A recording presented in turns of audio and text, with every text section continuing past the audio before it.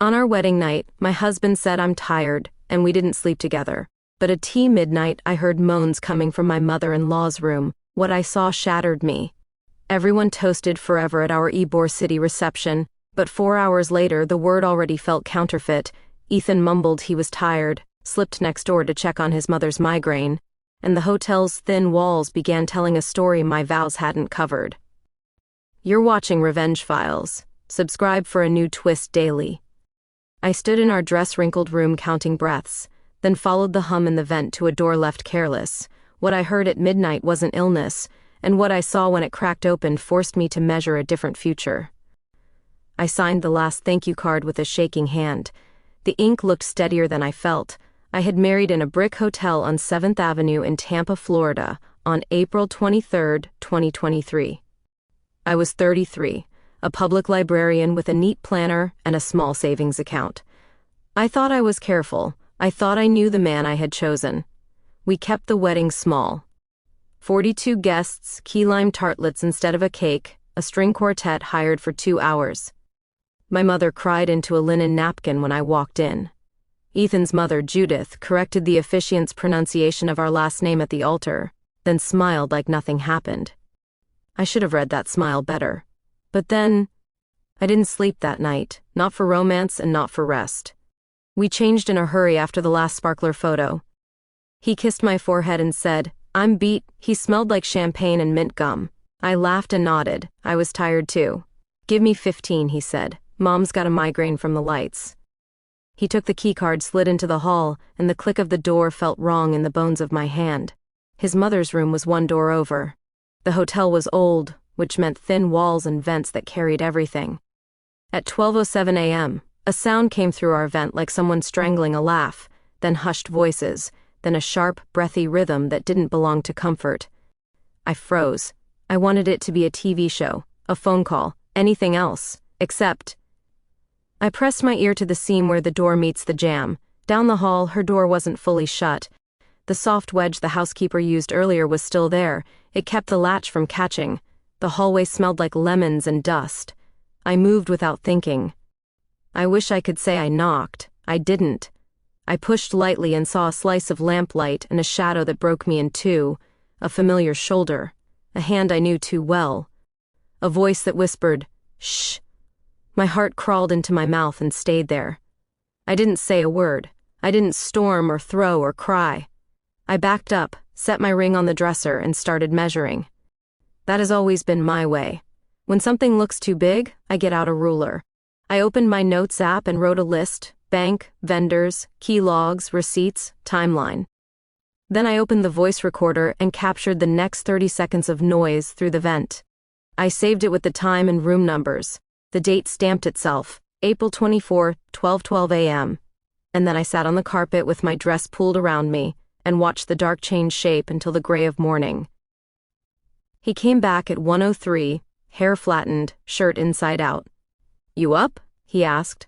I didn't answer. I didn't trust my voice to pick a single clean word. He crawled under the blanket and faced the wall. I listened to him breathe like someone practicing being asleep. When the alarm buzzed at 6:30 for our drive to Clearwater, I turned it off and stood. At breakfast, he cleared his throat. Mom had a panic attack. I watched the spoon circle my coffee. She didn't want to be alone. He waited for me to nod. I didn't. "I'm going to shower," I said. My voice sounded calm. I put on jeans, folded my dress into the garment bag, and texted my friend Cassie to unlock her couch. By 8:10 a.m., my keys were in my pocket and my bag was over my shoulder. "Where are you going?" he asked. I said to check on me. His mouth opened. His phone lit up. I left. I sat on Cassie's aqua couch and laid my life on the coffee table. Programs, receipts, a printed budget, a planner open to April. I drew a timeline from Friday to Monday: rehearsal, dinner, ceremony, midnight, morning. Then I called the bank. One problem: our joint checking had been set up 2 weeks earlier for shared goals. I had put in $12,600 for final vendor balances. He had put in promises. And overnight, 2 transfers went out, $6,000 labeled reimburse and $3,200 labeled family, both to an account with Judith's name on it. The banker's voice was brisk. "We can place a freeze and open a dispute." You'll need to sign an affidavit of unauthorized transfers. You're within the 60-day window. I wrote the case number. I asked her to remove any convenience signer access. There's no convenience signer on your account, she said. Just 2 owners. My hand stopped. 2? Yes, ma'am. You and Mr. Price. I knew that. Anyone else? No, ma'am. That would matter later. I emailed the hotel manager, urgent request to preserve keycard logs and hallway camera footage from 11:30 p.m. to 12:30 a.m. I copied their records inbox and wrote litigation hold in the subject. I called the front desk and asked for security. Please don't reuse keycards for those rooms, I said. You'll have a subpoena. The word felt heavy in my mouth, but it carried. At noon, I walked to the Hillsborough County Clerk's website and downloaded small claims instructions. I made a list of exhibits I could get in 3 days. Bank screenshots, my audio file, text messages, the invoice showing I had paid most wedding costs from my savings, emails where Judith called my gift registry a tacky fundraiser. I printed everything at the library between my own storytime sessions. I work the toddler hour on Tuesdays. I could shelve grief and sing Itsy Bitsy Spider for 20 minutes. Then get back to war. Ethan texted me at 1:22 p.m. Where are you? We need to talk. I pictured the word we sitting on the edge of a sink. I typed, email me. Texts sync and vanish. Emails come with headers, IP addresses, timestamps. At 2:04 p.m. he wrote, "You're being ridiculous. It was a misunderstanding."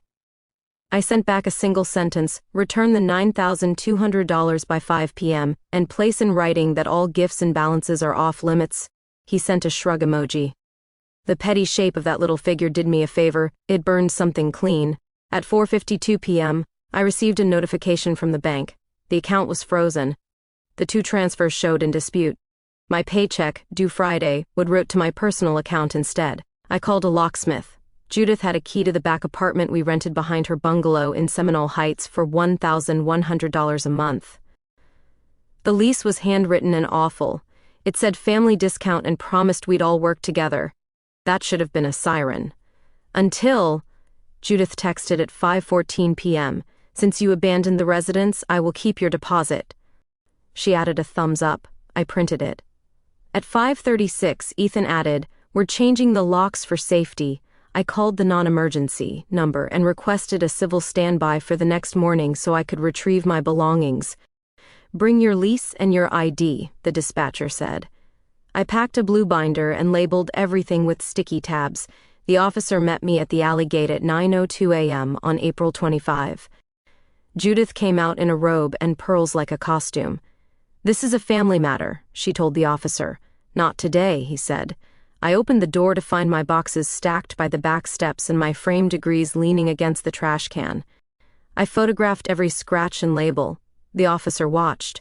I loaded my car and signed his call log with a hand that didn't shake. I emailed a demand letter that afternoon. It was 1 page, plain. Return $9,200 unlawfully transferred from account ending -1,832. Return the $1,100 security deposit. Confirm in writing you will not liquidate or retain wedding gifts belonging to me. Deadline, May 2, 5 p.m. I mailed a copy certified. I wasn't dramatic. I kept my words small and sharp. 2 days later, the hotel sent me keycard data. Ethan's key opened Judith's room at 11:56 p.m. and again at 12:03 a.m. Our room registered at 12:58 a.m. with his card. The camera in the hallway caught him entering her door with his jacket over his arm. It also caught him leaving with his hair flattened and his shirt buttoned wrong. I saved the file twice. I put a copy on a flash drive and taped it into my binder like a relic. I booked a 30-minute consult with a family attorney. The receptionist said the retainer was $8,200 if I wanted full representation. I said I only needed strategy for now. The attorney skimmed my binder and nodded. "You have grounds for a dissolution," she said. "Annulments are rare, but we can plead fraud in the inducement. The banks will likely reverse. You'll want to move quickly." She handed me a template for a petition. "File pro se if you need to," she said. "You're organized. Judges like order." I filed the petition for dissolution on May 2nd. No children, no home, short marriage. I asked for an unequal distribution of marital funds considering the transfers. I requested temporary exclusive use of the back apartment if I wanted it. I didn't. I also filed a small claims case for the $9,200 and the $1,100 deposit, plus the $185 filing fee, totaling $10,485. I printed my stamped case numbers and slid them into the binder behind a green tab marked court. Ethan tried a different angle. He sent flowers to the library with a note, "Let's fix this. Mom is fragile." I took a photo and donated the flowers to the circulation desk. Judith posted on Facebook that I was emotionally unstable and had ruined a good man's life in less than a week. I screenshotted that too. People always hand you their own rope if you stand still enough.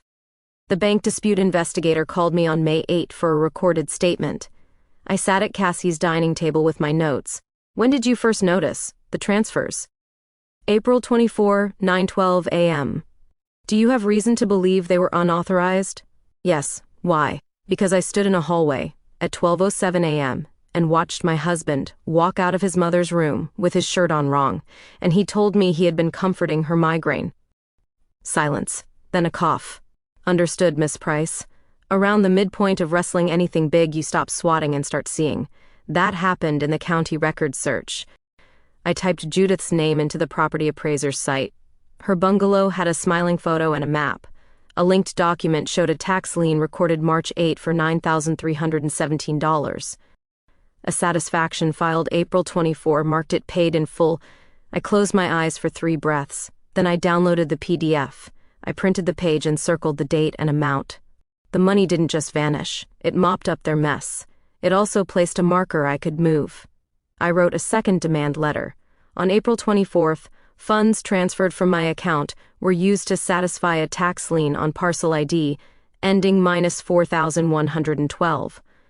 "You have been unjustly enriched. Please return $9,200 by May 12, or I will seek restitution, costs, and attorney's fees." I copied Ethan. I copied the small claims clerk. I copied the bank investigator. I attached the lien record. I kept my subject line simple, notice. I also filed a code complaint with the city of Tampa. The back apartment had no separate meter, no second means of egress, and a laundry sink with a hose. I described the layout and attached photos of the interior locks Judith installed on the outside of the door. Privacy for her, not safety for me. An inspector came on June 6. He wore a navy polo and wrote notes with a slow pen. "If there's no permit, it's a violation," he said. "She'll have 10 days to fix it. After that, it's $250 a day." He took a photo of the hose. Mediation for small claims landed on June 15 at 9:30 a.m. The room was beige and humming with an air conditioner older than me. The mediator asked if we wanted coffee. I kept my binder closed on the table until she looked at me. Then I opened it and laid out 4 exhibits in a row: key logs, bank screenshots, lien satisfaction, and the printed bouquet note. Ethan stared at the bank screenshots like numbers were a foreign language. Judith wore pearls again. "We'd like to offer $1,000 to resolve this," Ethan said. His voice had a new tremor. "It's what we can afford." I looked at the mediator. "I'm not negotiating against my own money," I said. "I will accept $10,485 today, or we can set it for a hearing." Judith's mouth tightened. She whispered, "Ungrateful." I heard the word come and go like a mosquito. I kept my eyes on the mediator. We didn't settle. The mediator shook our hands and sent us back to the clerk's window. A hearing date, July 11, 10 a.m., courtroom 2C. I highlighted it. I thanked the clerk. I stood outside on Twig Street and let the sun hit the top of my head until I could feel my shoulders again. Then I walked back to the library and shelved biographies of women who had already done the same thing I was doing and done it in corsets in winter. On June 20th, I received a certified letter from code enforcement addressed to property owner of record. Cassie slid it across the table. "You doing something I should know about?" she asked. I smiled. "Just returning a favor." The letter showed a notice of violation for unpermitted work and unlawful rental. Compliance deadline, 10 days. Penalty, $250 per day thereafter. I didn't gloat. I read it like a weather report. Ethan called me that night. "Mom is getting fined," he said. "Tell them it was your idea to rent." I steadied the phone by my ear. I didn't install a lock on the outside of my bedroom, I said. Return the money. He exhaled sharply. You're killing her. The words were a familiar trick. I'm a librarian. I know how to put a book back where it belongs. She chose her shelves, I said. Return the money. July 11 came like a school day. I wore a navy dress and low heels. I put my hair back. I carried the binder and 3 extra copies of each exhibit in manila folders. The judge asked us to sit. He read the case number and my name and Ethan's name. He asked if we would stipulate to the documents. Judith tried to talk. Ma'am, the judge said gently. You're not a party. I told the story in 12 sentences. I kept my voice even. I laid out dates and amounts. I described the transfers, the lien, and the demand letters. I said I had paid most wedding expenses from premarital savings. I said I had not authorized any reimbursement to a third party. I did not use the word affair. I used the word conversion. Ethan said we were like family with his mother and that family helps family. The judge asked him the question that mattered. Did Ms. Price authorize these transfers? Ethan looked at his hands. She didn't say no, he said. The judge removed his glasses. Sir, that is not the standard. He turned to me. Do you have documentation that these funds originated from your separate account? I slid a statement forward with deposits circled. Yes, Your Honor. The judge spoke for 2 minutes that changed the shape of my year. He entered judgment in my favor for $10,485, the $9,200 in transfers, the $1,100 deposit, and my filing costs. He ordered the bank to remove any restraints necessary to effect the judgment and to return funds in dispute to me. He ordered that wedding gifts in Judith's possession be delivered to me or to their original givers within 14 days, with a list filed with the clerk. He warned that failure to comply would result in writs and liens. He signed his name. The bailiff stamped the copies with a red seal that sounded like a gavel. I walked outside holding 2 stapled orders that smelled faintly of toner and something like mercy. Ethan stared at the ground. Judith tried to hand me a tissue. I watched the tissue shake and thought about all the towels I washed in her sink and the way water drains the same way in every zip code, no matter how gently you turn the handle. I put the orders in my binder and closed it. The bank moved fast. The funds in dispute posted back to my account on July 14th. The clerk emailed me a scanned copy of Judith's delivery list on July 20th. 10 gifts were returned to me. I asked the senders if they wanted them back. Most said yes with soft notes that made me cry into a paper towel in the break room at work. I mailed everything with tracking. I kept receipts in a zippered pouch and labeled it gifts. Code enforcement followed through. Judith didn't correct the violations. She complained on Facebook. The fine started on July 17th at $250 per day. By the end of the month, she owed $3,500. By the end of August, the lien attached to her property tax bill. I didn't dance. I didn't need to. Systems are slow, but they are heavier than any one person if you teach them where to lean. The dissolution moved quietly. Ethan didn't contest. The judge signed the final judgment on September 5. There were no assets to divide beyond what my small claims order handled. I kept my retirement account. He kept his car and his stories. I asked the clerk for a certified copy of the judgment. It felt like a passport to someplace without night sweats. I moved into a 1-bedroom on Nebraska Avenue with a balcony and a row of stubborn plants. I changed my last name back to the one I was born with. I bought a second-hand bike and fixed a loose rattle with a new bolt. I slept with the window open on the first cool night and listened to it rain. I could tell the difference between thunder and a truck again. In October, I delivered a library program called Paper Trails, Protecting Yourself with Records. We sat in a circle, teachers, a nurse, a man who didn't say his job, a grandmother in a pink cardigan, and we practiced writing demand letters. We learned where to look up property records and how to save PDFs to 3 places. I showed them how to ask a hotel to hold keycard logs and how to label a flash drive. We kept our voices reasonable. The room hummed with little quiet victories. But then, a young woman in the back asked, "What if the person you're fighting is your mother?" I thought of the vent and the wheat-colored lamplight and the slice of dark that cracked my bones. I said, "You still use paper," and then I showed her where the forms live, I don't have a speech about forgiveness. I have a stack of orders and a bike that doesn't rattle, and Tuesday songs that make toddlers clap, and plants that lean toward the window no matter where I set them. On bad nights, I remember lamplight through a door left careless, and on better nights, I hear a different sound at midnight. It's not moans. It's the quiet thud of my own heart reminding me that I measured my way